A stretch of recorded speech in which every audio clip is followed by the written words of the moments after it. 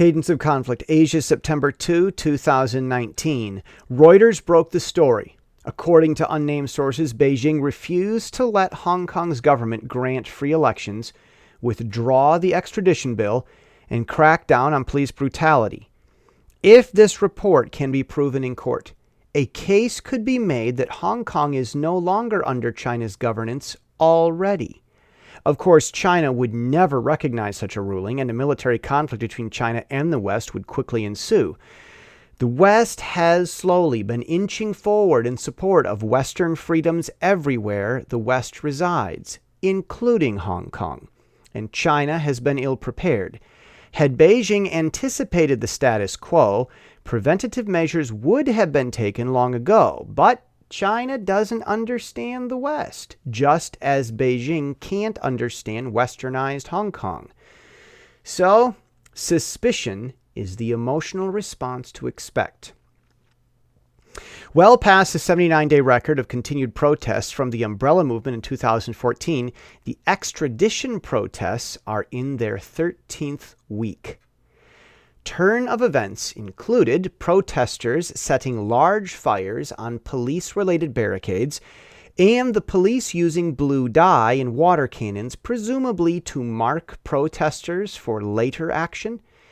This is a serious escalation on both sides.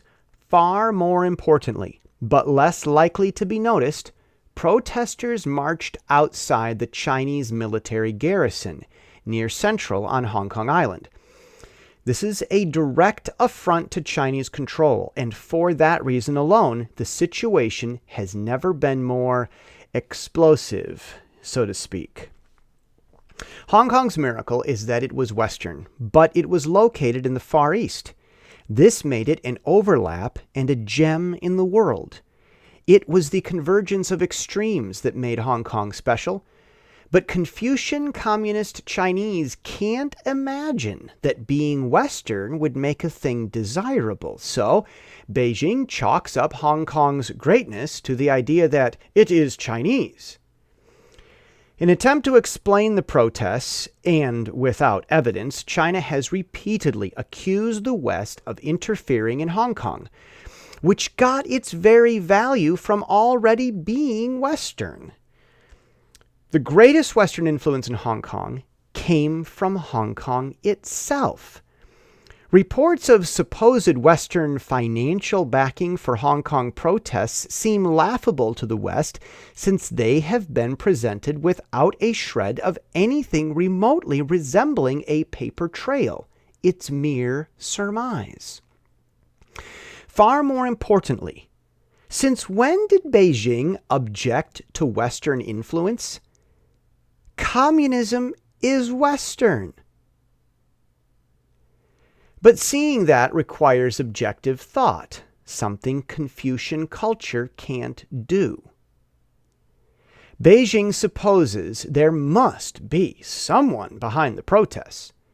In Confucian Chinese thinking, no one would oppose their great benevolence unless someone else told them to, and objective thinking is a mere myth. But the West can't imagine anyone supporting the government of the Tiananmen Square massacre without brainwashing.